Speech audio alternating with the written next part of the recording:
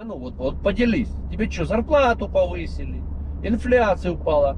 Медицинское образование, обслуживание стало как в этом, как в Швейцарии? Или что, блин? Вы научились автомобили делать? Или мост через Лену достроили? А может, Видимский мост отремонтировали? Так что вам упоротым. Это 100 погибших, да, каждый день. Умножаем на 730, получаем 73 тысячи. 73 тысячи погибших. Теперь возьмем коэффициент. Ну вот хорошо, 73 тысячи погибших без коэффициента. Все, их надо похоронить, выделить какую-то социальную помощь, если это правда. Вот, все. А по экономическим подсчетам, один человек для государства приносит прибыли в эквиваленте 4 миллиона там какой-то валюты. Я не буду говорить какая, не помню, да?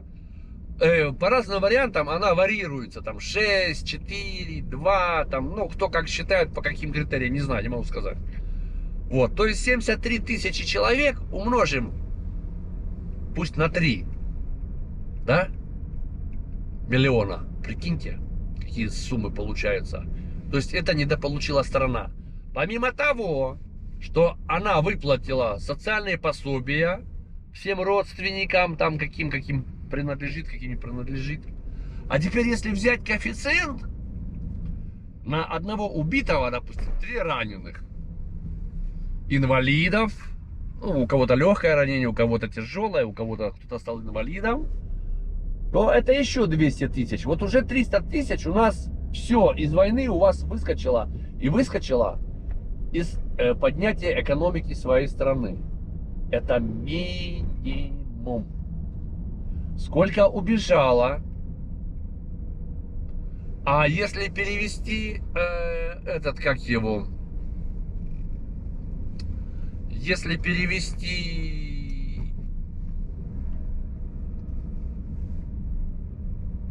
украинскую статистику и посчитать ее просто тупо теоретически, возьмем ее за правду. За правду, да? Вот. Вот они утверждают, что уже больше там 410 тысяч. Федерасты, рашистские, это Улан-Удэ. Это целый город вы похоронили. Ради чего? А теперь их, вот просто предположим, что это правда. А теперь вот их семьям как жить? Без кормильца, там дети-сироты. Так, ну хорошо, похоронили, деньги получили, пропили, там, построили, забыли, да? А если он инвалид? Ну, огрызок, качан от капусты. Ну вот, вперед.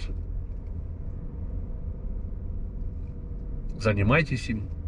Вы повесили это на социальное обеспечение.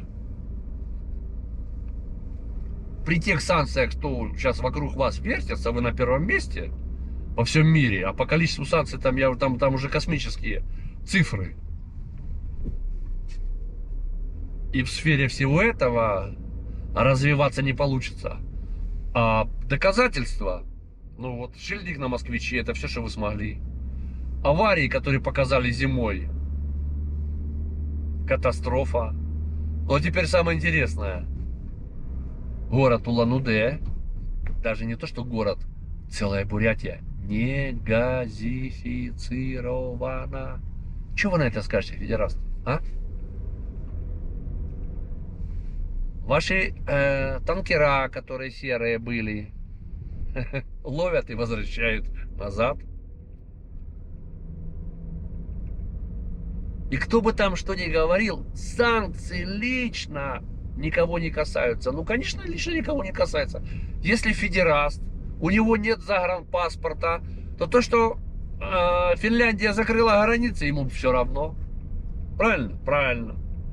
Если количество аварийных случаев в 2 раза только в декабре по сравнению с прошлым годом, или за 2022 год такое количество, а только за декабрь в 2 раза больше, то если федераст, у него нет загранпаспорта, так он и не летает, оно его лично не касается, и базару нема. А вы посмотрите, что у вас в автопроме-то творится. Как автосалоны продают автомобили импортные и не гарантируют вообще ничего. А ваше предприятие авто веселое, ну не автопредприятие, а этот, как его, автосалоны Рольф, да? Отжали? А у челябинского олигарха отжали 3 заводика? Национализировали. Ну что, бизнес прибирает к рукам. Это называлось в 90-х вырастить кабанчика. Он все построил, он все сделал, запустил, стал получать прибыль, мы его подвинули. Так вот. А смотрите, что у вас сейчас происходит. С 1 марта рекламу нельзя иноагентам вставлять, да? В свои ролики. Раз. А что такое иноагент? Другими словами, это враг народа. Здравствуй, 37-й год. А теперь уже не то, что за публикацию чего-либо и перепост, уже за комментарий и лайк. То есть цензура уже в полном объеме мелит свои жертвы. Или перемалывает, называйте как хотите. Вот загнивающий Запад, по которому мы едем. Вот. Количество машин, которые не остановилось, которые на чем-то ездят. Вот пробка у нас тут сейчас. Они чем-то заправляются без вашей нефти. То есть страны мобилизировались, возникла проблема, они ее решили. Ну, вы тоже ее решаете какими-то там обходными путями, туда-сюда. Никто не говорит, что вы завтра умрете, или у вас гречки не будет. Нет. Но это же определяется уровнем жизни, а не ее существованием, этой самой жизни. Но вам-то, по-моему, не объяснить, у вас все хорошо. Только вот, когда вы общаетесь и пишете комменты, у вас все хорошо. Но выключив интернет, вы остаетесь в своей реальности. А холодильник победить невозможно вот этими вашими комментами.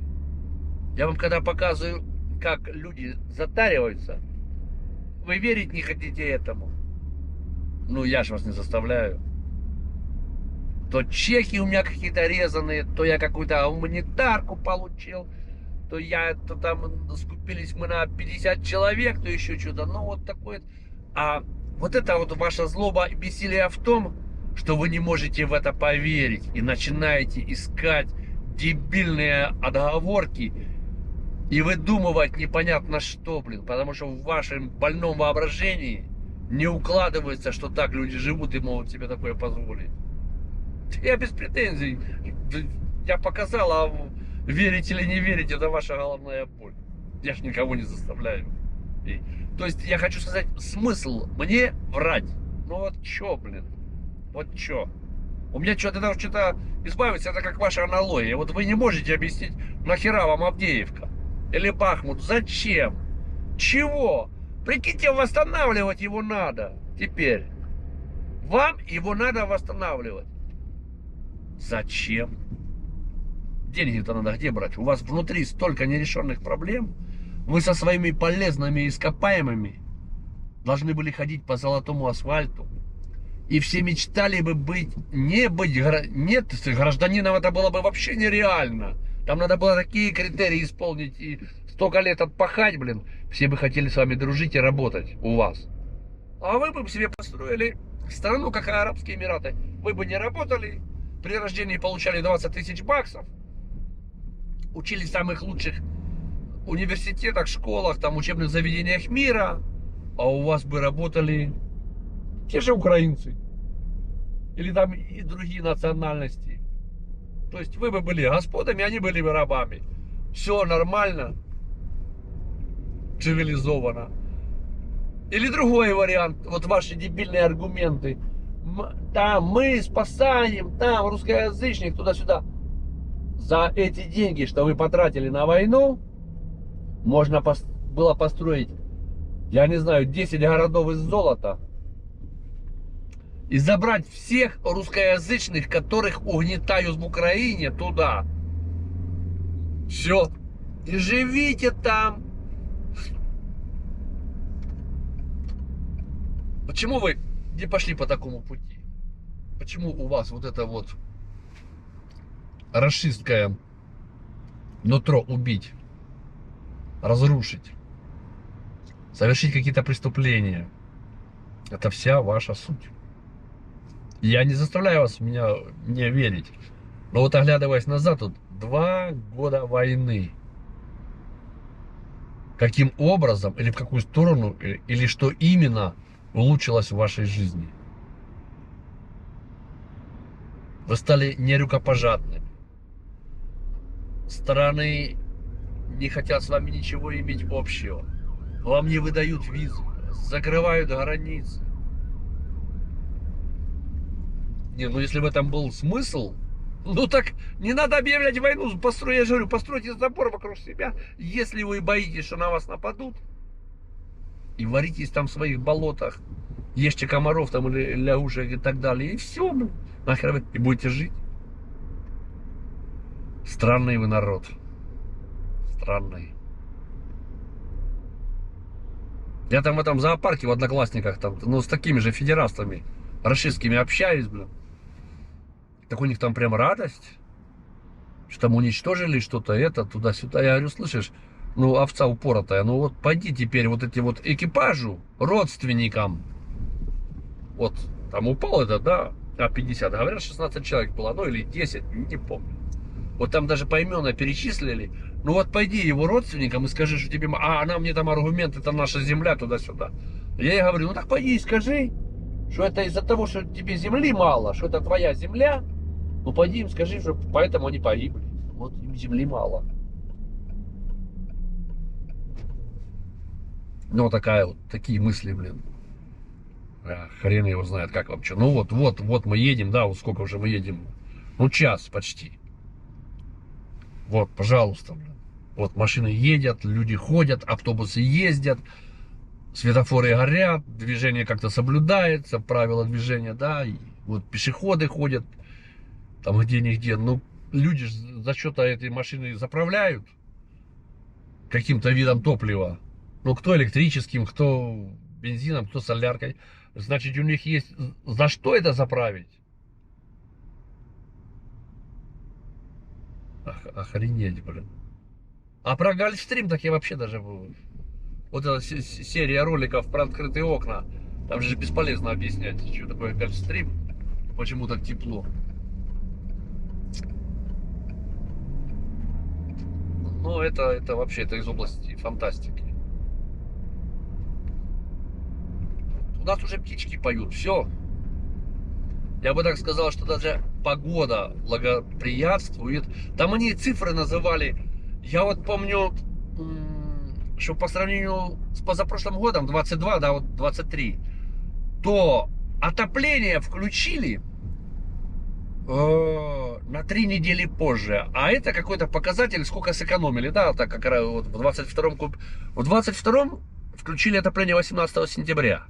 А вот в этом году, то ли 10 октября, ну не в этом, в 23-м, то ли 10 октября, то ли что-то такое, то ли 14, вот не помню точно. Вот. Ну и вот они там называли цифры, все.